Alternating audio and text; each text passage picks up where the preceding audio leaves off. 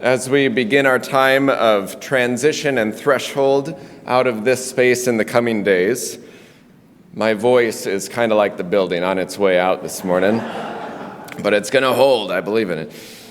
We remember in this space the love of our ancestors who brought us here. Their spirits we hear in the echoes of these bells who began their services with bell towers downtown, so we too begin in song.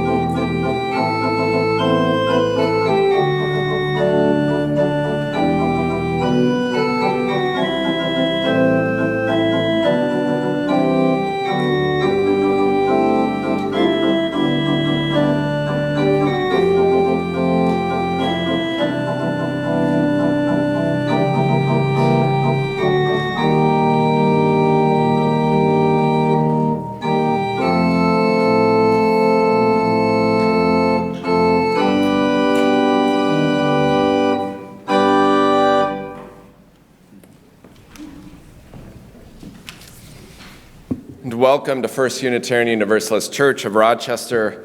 We strive to be a congregation of love and justice, rooted in many sources of wisdom and many spiritual paths, believers in God, mystery, nature, love, queer and trans folks, immigrants and refugees. All of who we are and who we are becoming are held here as sacred.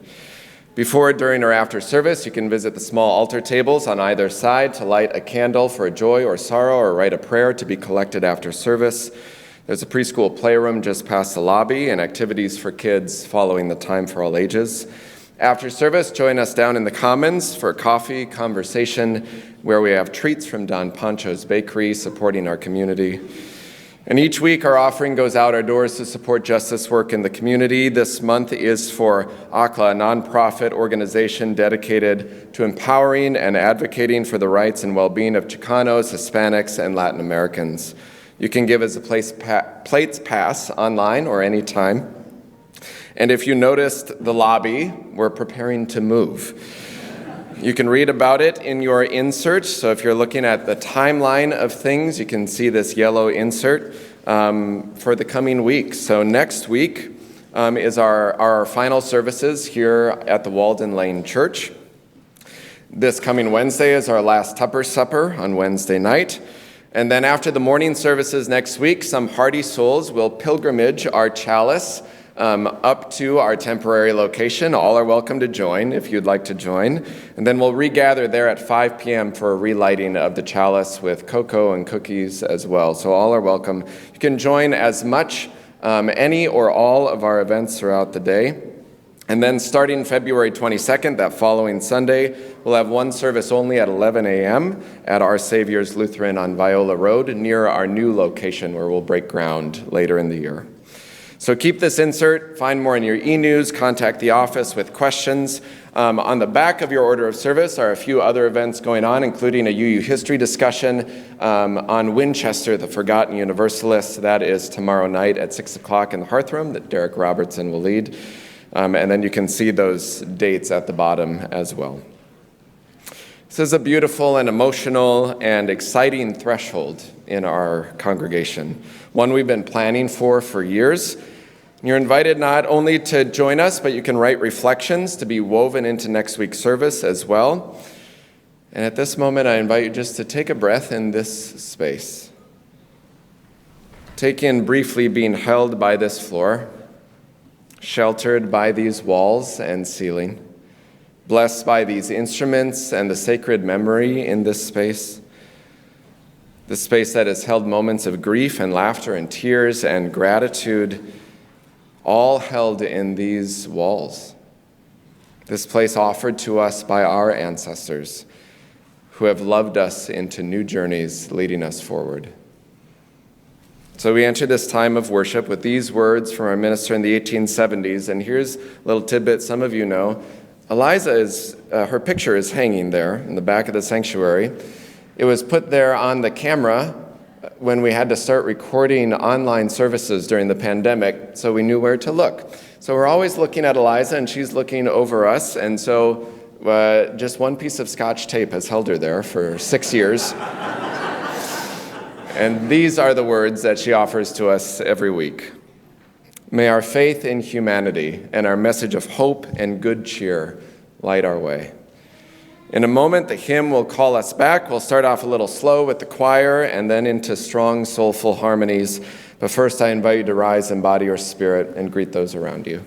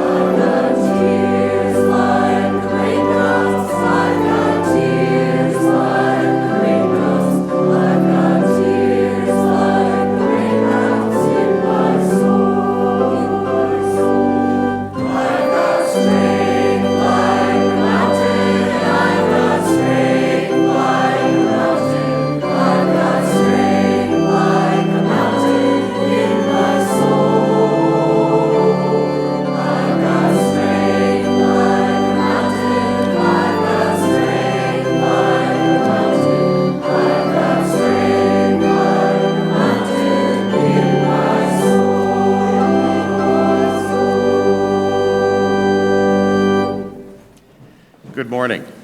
As we light the chalice this morning, I have a few thoughts that I'd like to share since we won't be able to be here next week. We'll be out of town. But I first stepped foot in this church in about 1987, I believe, when my then first administrative assistant at Mayo, a young lady named Lori Helmers, secured the commons for our Christmas party. And then I came back a couple years later with Irv Miller and Marie Miller and got to hear Dillman speak for the very first time.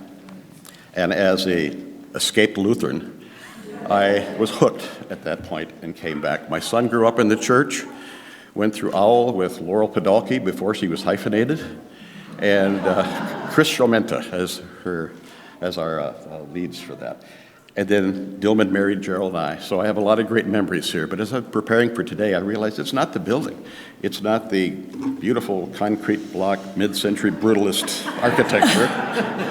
It's the people here that matter, the connections we've made, the friends that we made. And so I wanted to leave you on our last service here with these words. Welcome you who approach this time as a journey toward the horizon, the beginning of the next chapter, seeking all of the insights and opportunities the new day offers. Welcome you who live out your values with passion, who have a drive for transforming the world toward gratitude and healing, who are ignited by purpose. Welcome you who ride the waves of life with serenity, you who show courage in facing the depths of true emotion, you who create and change and flow with time. Welcome you who are here to seek the center, you who wish to be grounded in community, who call our attention to the present moment. Welcome all from every direction, with all of your gifts and your limits, your expectations, and with all this building and this church community has given you. We find ourselves here on the threshold of a new day and a new church, at a time when the past and present are stirred together in the passion of what shall become. Today we remember our beloved ancestors and friends in this church. Today we give thanks to the people and the forces that helped us to reach this moment. Today we gather with the saints and sinners and souls who have been, are being, and will be this congregation as we open up a new path to the future.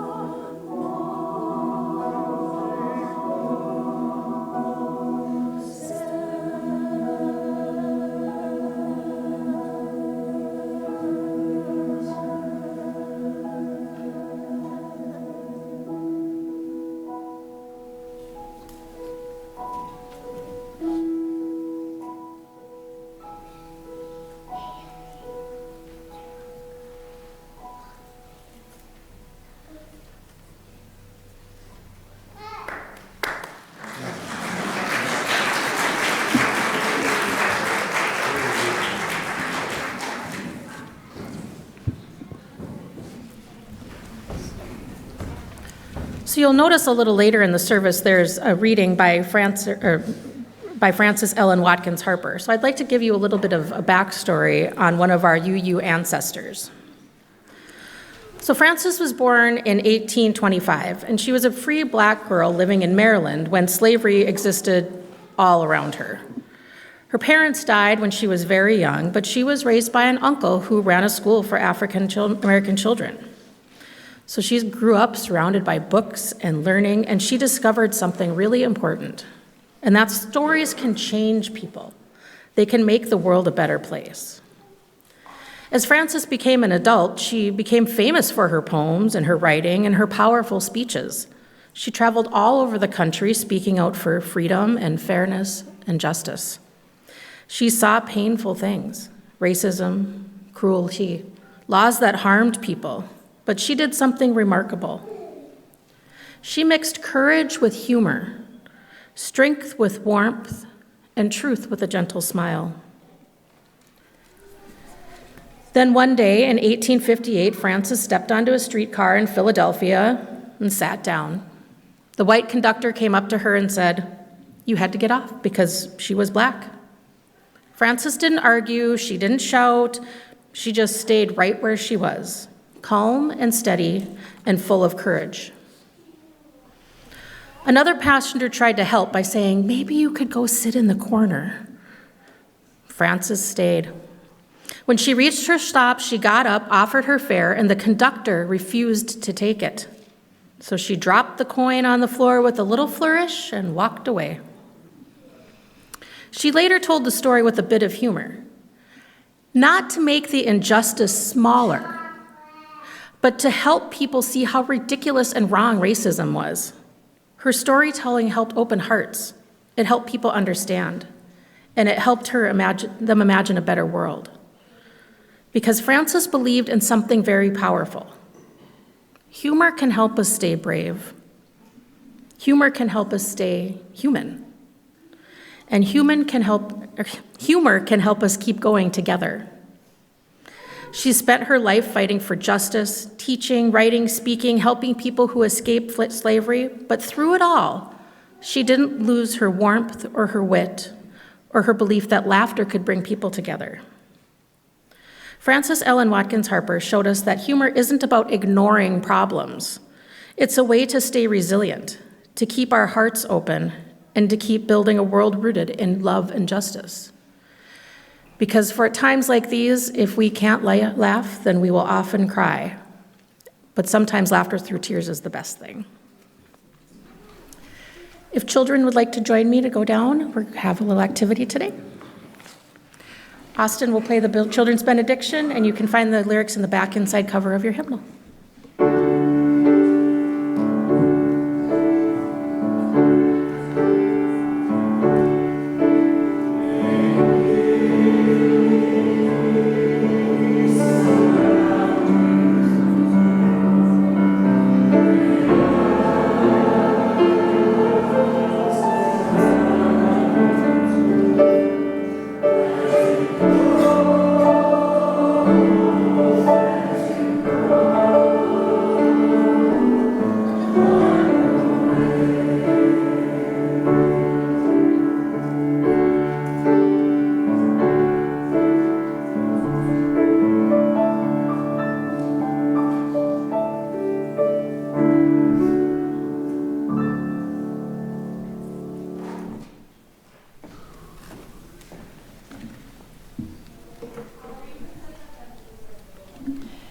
In August 2024, I bought a Minnesota state flag to hang on our Kutzke Park front porch.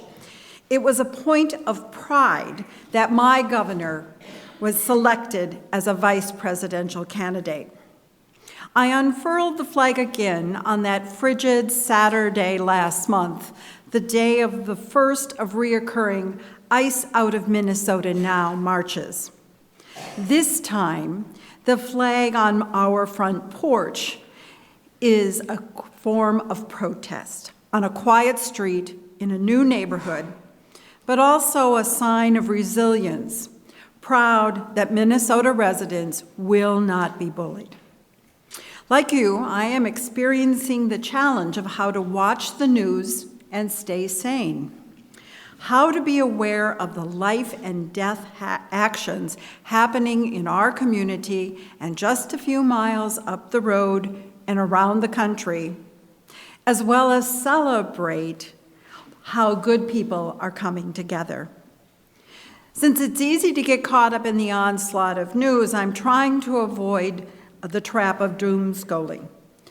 As you know, that is tough when the most basic of American tenets are dismantled before our eyes, when those principles, literally written in stone, give us your tired and your poor, are discarded. I limit my morning routine to checking several reliable news sources, but then shift to the arts, knitting some time during every day, and add in a daily dose of poetry. A gentle salve for my bruised soul. Simple words on paper or a screen that capture the complexity of modern emotions. There are times when the Poetry Foundation's Poem for a Day is a good fit, while on other days I have to dig a little deeper and often return to the words of former poet laureates Joy Harjo, fellow Ewer, Ted Kooser, or Amanda Gorman. Gorman, the youngest inaugural poet, an award-winning author, a banned book author, is an accomplished writer who captured our angst within hours of the murder of Renee Nicole Good, and again after the execution of Alex Jeffrey Preddy. Her words honoring Renee Good remind us, change is only possible and all the greater when the labor and bitter anger of our neighbors is moved by love and better angels of our nature. Some mornings I listen as her lyrical voice recites poignant words that go with the flow, the quiet flow of fiber through my fingers. A meditative quality of one stitch after another, moving from skein to project to finished item, which at the moment are red, melt the ice hats. While I will not take you too far down the knitting path, I am an early participant in today's new red hat phenomena. You may have heard how the owner of a small yarn store in St. Louis Park wanted to recreate the visual impact of the sea of pink hats seen worldwide at rallies in 2016. Her design draws on Minnesota's Norwegian heritage and that country's resistance to Nazi occupation during World War II. The Norwegian Resistance Museum in Lillehammer has on display red beanies from the era and copies of the Nazi alert forbidding anyone under threat of punishment from even possessing a red hat, regardless of their age. Red hats have become a new worldwide statement. Over 100,000 copies of the pattern have been sold to crafters in 43 countries, and over $650,000 has been raised and distributed to metro area nonprofits providing immigrant services. A quiet but global declaration of support, stitch by stitch, a statement of protest and resilience. So as we prepare to leave this sacred place that has housed us for decades, may love unfurl and lead us wherever we go, into the streets, into caucuses and voting booths, at public meetings or any place where love creates community, justice, and art, and into a practice that takes these threads of our hopes and makes them into something strong enough to give us warmth and shelter and resilience, much like a red beanie. The ushers will receive your offering, given gladly, to support this liberal religious community.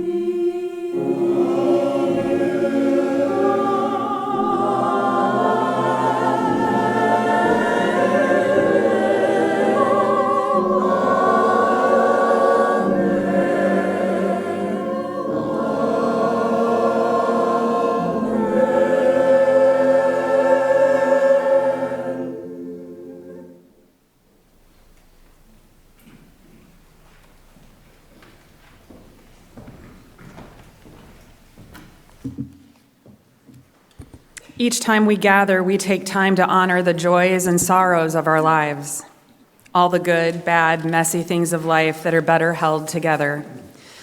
We do this because we believe each person here matters, and that community helps us hold the beauty and brokenness of this world. We send gratitude to Marge Dalen, serving as our caring coordinator, arranging care for our members and friends in need. The members of our caring committee are wonderful examples of our compassionate community, holding us up as we go through challenging and happy times. And life can be challenging. We could all use some extra support with what life throws at us, and if you are experiencing those challenges in your life, we encourage you to reach out for support and help.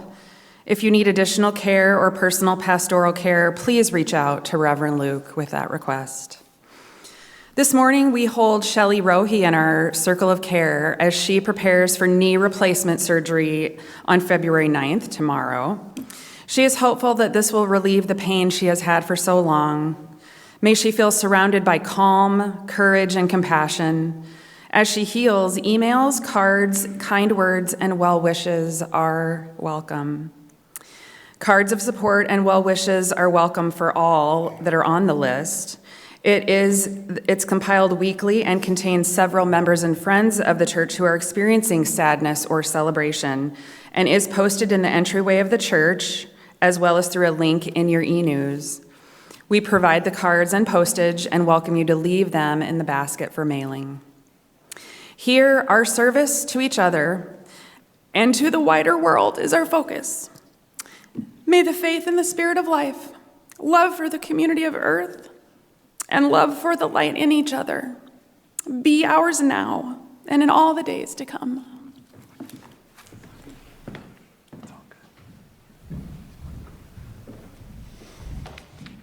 I invite you to take a breath. Breathe deep the breath of life. Feel below you the earth and its ancient turning, above you the sky. Beyond that, the stars shining with their ancient light, holding you in this moment. This breath, you yourself made of earth and stars.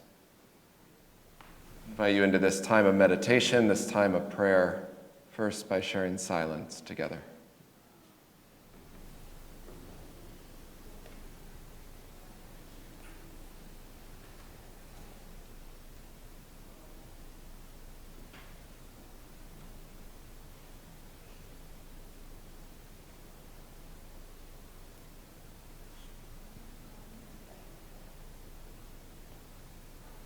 Spirit of life and love, God and Gaia of 1,000 names and beyond all naming. It seems impossible to know how to make room in the soul for all that we have to hold. In the news, in the heart, in our own homes or work or relationships, in the complex web of all that makes a life. Help us remember, even in the complexity of the web, we believe the strongest threads holding it together are love and compassion, beauty and justice and care. Even amidst tension and struggle and uncertainty, tattered and frayed as we are, as it is some days, help us hold and be held by the threads that give life and give life abundantly. I invite you to bring names of people and places you're holding in your heart in joy or in sorrow. And from our Immigration Justice Committee, we begin with the names of neighbors who have been detained or deported by immigration enforcement actions that we hold in love. Esperanza Solis Mendoza, Hassan Mohammed Farah, Luis Jenner Oswaldo Aguirre Farias, Dominga Ortiz Cruz, Carolyn Francisco Mazariegos Mencia, Paulino Rosas Alvarez, Felipe Mariano Vasquez Romero, Cindy Carolina Rivera Machado, Dun Tan Nguyen, Jose Sanchez, Javier Abreu, Bernardino Santos Hernandez,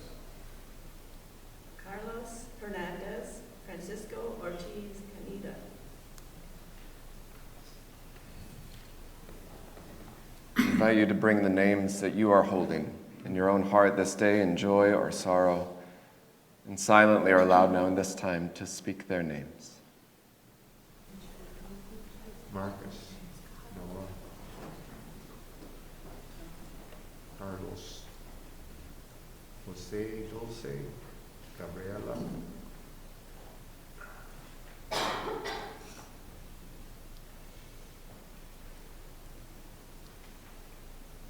For the names spoken and the far too many unspoken, may we be held in love and care.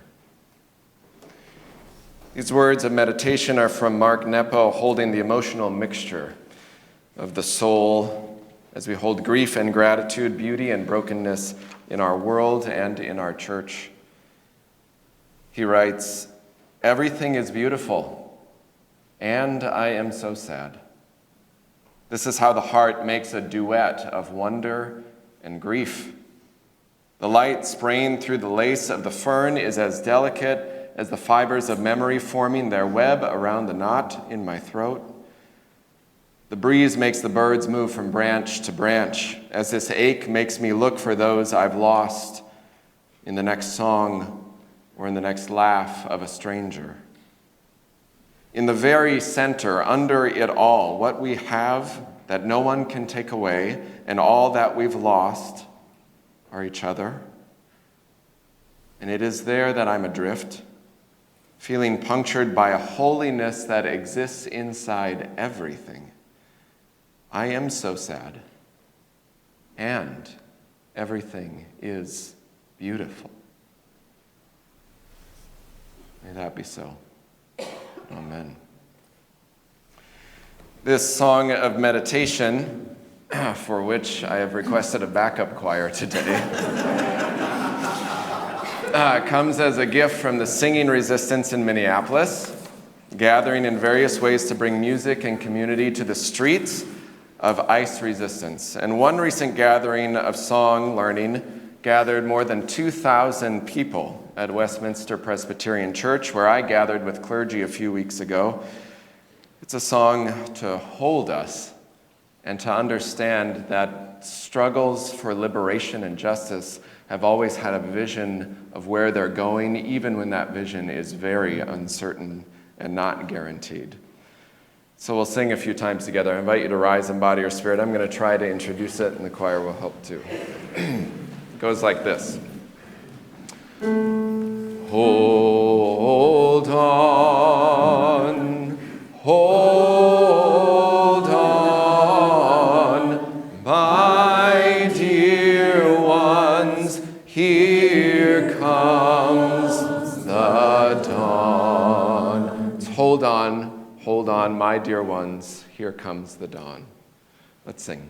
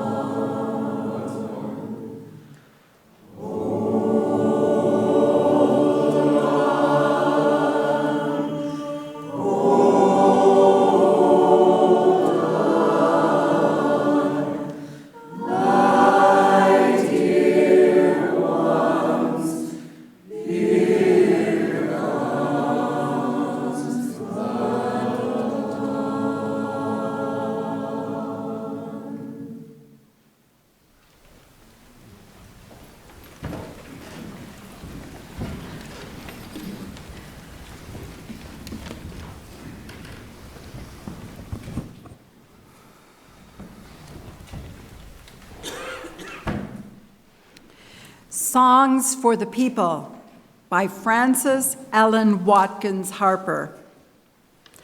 Let me make songs for the people, songs for the old and young, songs to stir like a battle cry wherever they are sung. Not for the clashing of sabers, for carnage, nor for strife, but songs to thrill the heart of all with more abundant life. Let me make the songs for the weary amid life's fever and fret, till hearts shall relax their tensions and the careworn brows forget. Let me sing for little children before their footsteps stray. Let sweet anthems of love and duty to float over life's highway. I would sing for the poor and aged when shadows dim their sight of the bright and restful mansions where there shall be no night. Our world so worn and weary needs music pure and strong to hush the jangle and discords of sorrow, pain, and wrong. Music to soothe all its sorrows till war and crime shall cease, and the hearts of all grown tender enfold the world in peace.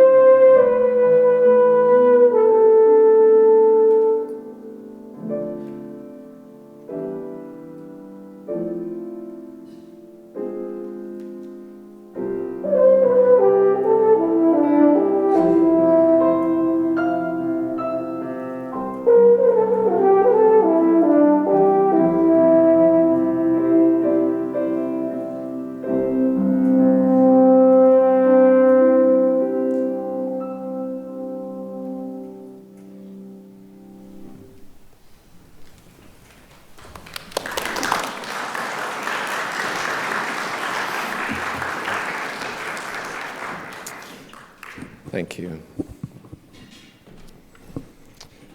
Frances Ellen Watkins Harper, a soul we are damn lucky to call ancestor.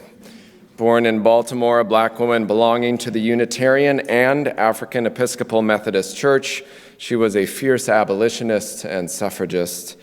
Before many in her day and within the social context of deeply volatile racism, in May 1866, the same year our small church was founded, she delivered an address to the National Women's Rights Convention in New York, saying before thousands, "Justice is not fulfilled so long as woman is unequal before the law. We are all bound up together in one great bundle of humanity, and society cannot trample on the weakest and feeblest of its members without receiving the curse in its own soul." 100 years before Rosa, she didn't give up her seat on the streetcar in Philadelphia. And 100 years before Dr. King popularized the phrase, "We're caught in a network of mutuality, bound in a single garment of destiny," she said in 1866, "We're all bound up together in a great bundle of humanity." She believed a true expression of religion and Christianity was that which led to the liberation of all people, or it was no religion at all. "Let me make songs for the people," she wrote. "Songs to stir like a battle cry, not of clashing sabers, but for more abundant life." I hear the echoes of her testimony in spirit and song in the way that music and singing is used as resistance. It reminded me also of a story I shared years ago that some of you know well. In the 1980s, something happened in Estonia, where the people have long turned to song in singing festivals going back generations. And for years under the Soviet era, songs included propaganda, and yet in the midst of deep censorship and Soviet control, Estonian composers and artists created music and sang songs in defiance, and they had to be creative. Composers wrote music that seemingly expressed love of the country, while more deeply referred to the country before Soviet control, lifting up self-determination and the government failing the people. They were subversive songs. The song "Land of My Fathers, Land That I Love" was written from an old poem and slipped by Soviet censors in the late 1940s, but was then not allowed to be sung in the 1950s. But by the 1960s, it had regained a place in singing festivals against Soviet wishes, and at the 100th anniversary of the formal singing festivals in 1969, the choirs on stage and the audience all began to sing that song in the face of Soviet orders for them to leave the stage. Nobody left. They stood there, gathered there, defiantly, and a military band was ordered to play to drown out the sound of the singers, but just a mere 100 instruments was no match for the hundreds of thousands singing the song. And eventually, the Soviet leaders invited the conductor back on stage for an encore, trying to give the impression that this was all part of the plan. This was supposed to happen, as leaders do. And as part of a creative, artistic revolution, people began gathering, giving the impression that when they gathered to sing, they were gathering to organize for their own independence. So thousands gathered, and in 1988, over 100,000 Estonians gathered singing rites of protest for 5 nights, which became known as the Singing Revolution, a nonviolent artistic expression of dissent as revolutionary acts of defiance. Core to their organizing was singing. Estonia regained their independence nonviolently in 1991, and a poet said, everyone suddenly burst out singing. As prison birds must find in freedom, everyone's voice was suddenly lifted, and beauty came like the setting sun, and the singing will never be done. We can respond to the harshness of the world with hardened hearts. And there are many valid responses to the harshness of the world: rage, anger. But the response to militarization can also be met with art, and has been for generations, which is not unprecedented. It's also important to remember the harshness of the world itself is not unprecedented, as a colleague recently reminded me. It's perilous, yes, but it's horrifically quite precedented in the history rooted in generations of oppression in this country and many places. But also rooted in generations are acts of care and mutual aid, creation of art and joy and song to reply to the echoes of hatred with refrains of resonance and refrain and justice and love. Sometimes these acts remind us we need to break from regular routines. So here in the middle of the homily is a poem from Rita Dove. Transit. This is the house that music built, each note of fingertips purchased, rung upon rung, laddering across the unspeakable world. As for those other shrill facades, rigged for a day porticos, composed to soothe regiments of eyes, reddened lining the parade route, horn, flash, woodwind wail, well, let them cheer. I won't speak judgment on the black water passing for coffee, white water for soup. We supped instead each night on Chopin, hummed our grief-soaked lullabies to the rapture rippling through. Let it be said, while in the midst of horror, we fed on beauty, and that, my love, is what sustained us.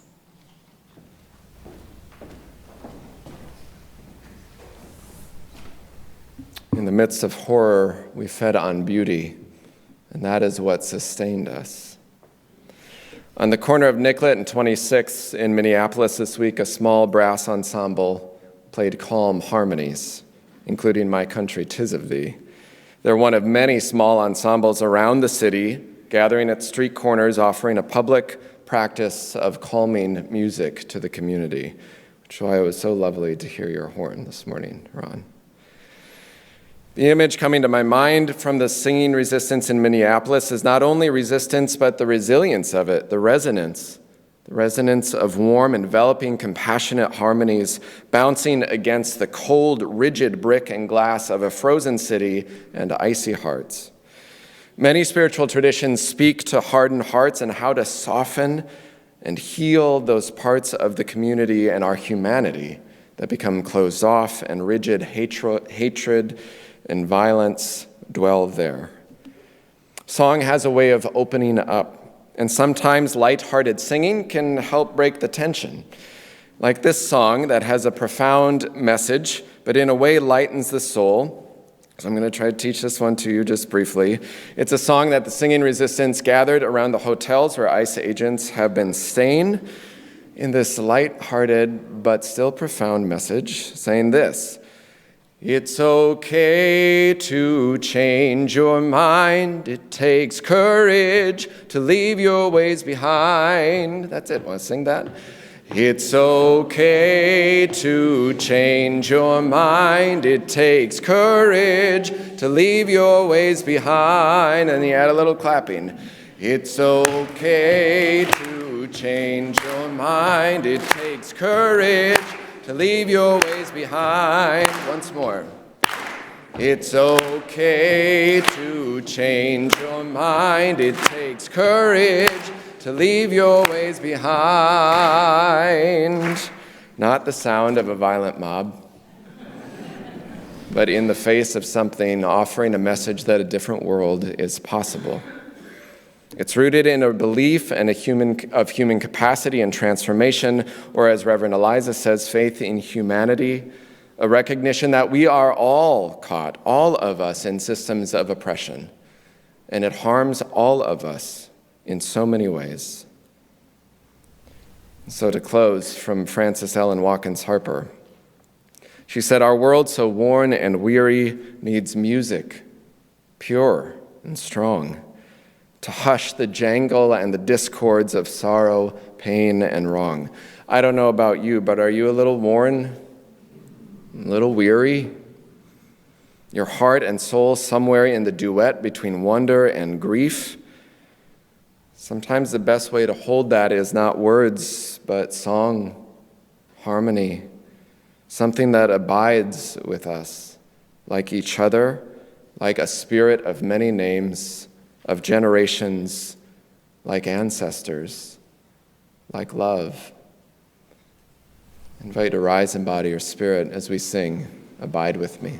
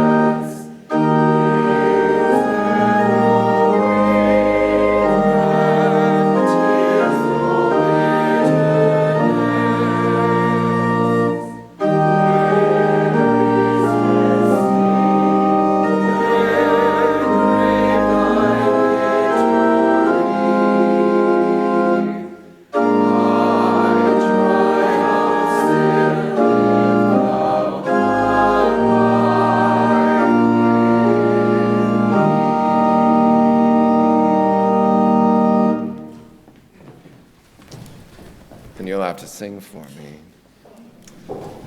Hold on, hold on, my dear ones, here comes the dawn. Again. Hold on, hold on,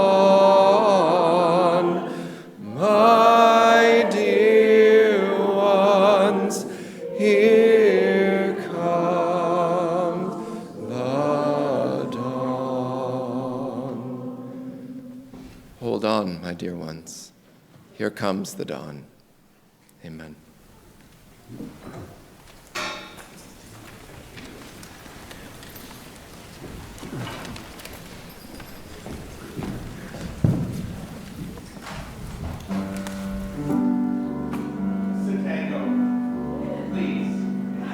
Stand up and dance.